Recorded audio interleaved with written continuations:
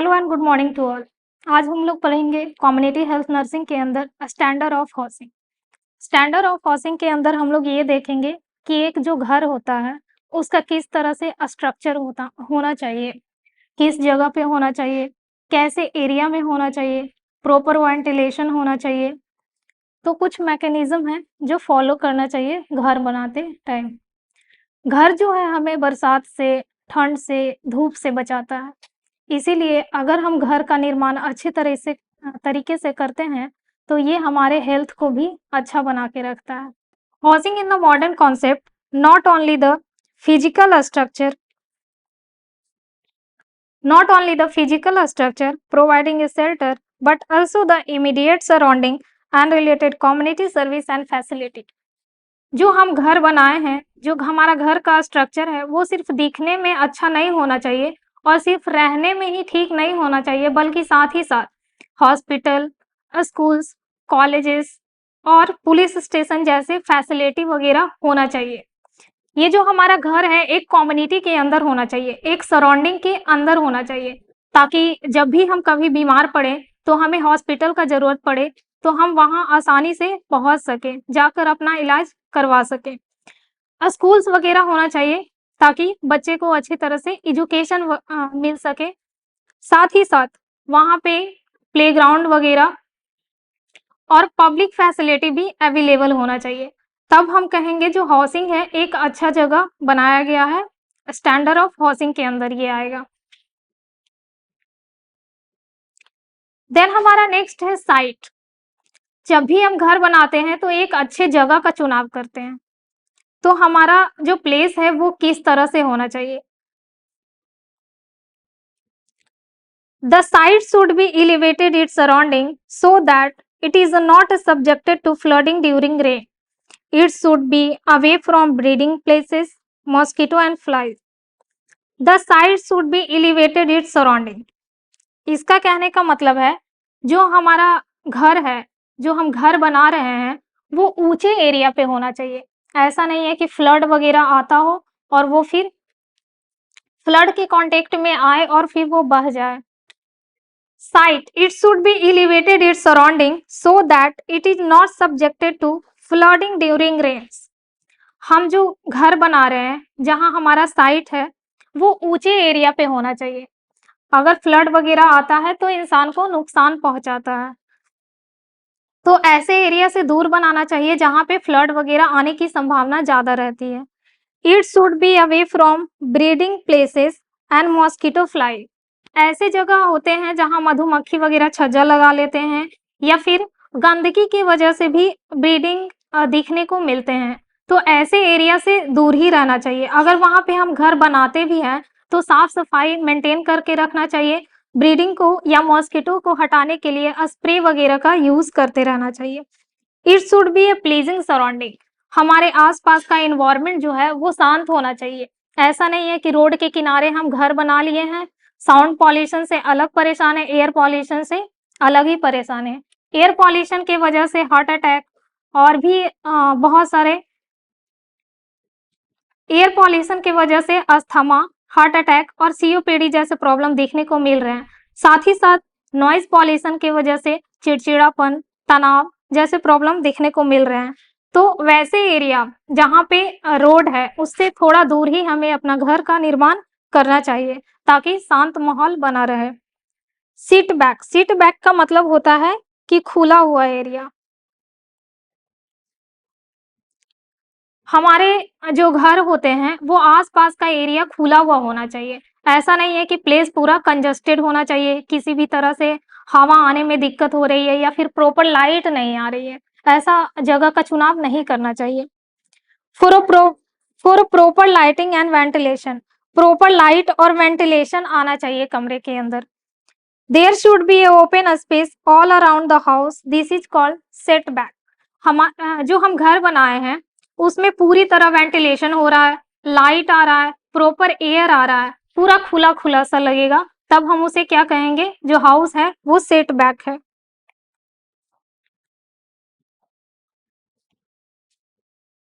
Then है floor. Floor का निर्माण किस तरह से करना चाहिए।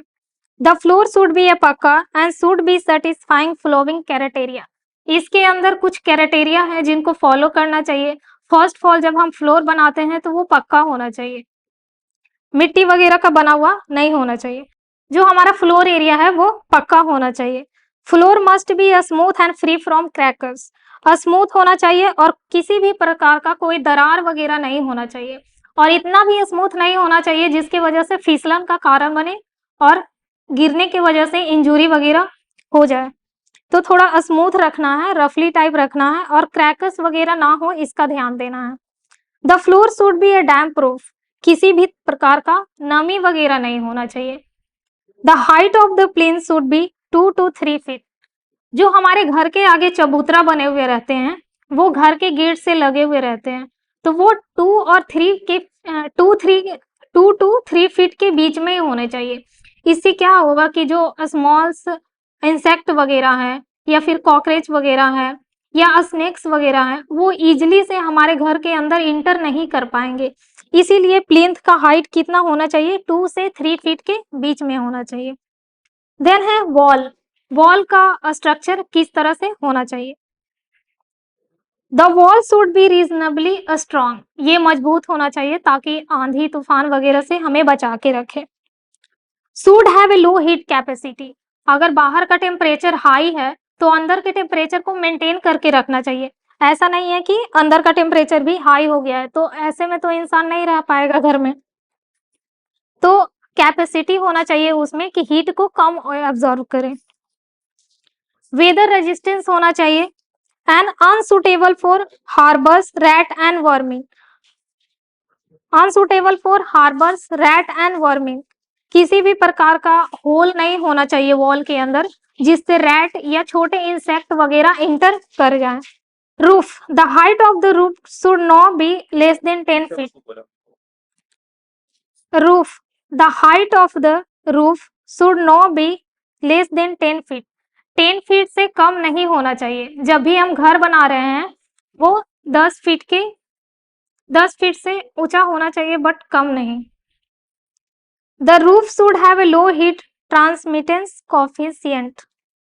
लो हीट एब्जॉर्ब करने की कैपेसिटी होना चाहिए इसके अंदर। Room should not be less than 2, at least one of them be close and security। जो हमारा रूम है वो 2 से कम नहीं होना चाहिए, और एक जो होना चाहिए ऐसा रूम होना चाहिए जो क्लोज हो और हमें सिक्योरिटी प्रोवाइड करता हो। The other may be open one side if that side is private or courtyard। Other side open हो सकता है अगर उसके दूसरे साइड में किसी भी तरह का प्राइवेट या कॉर्टियोड बना हुआ है तो।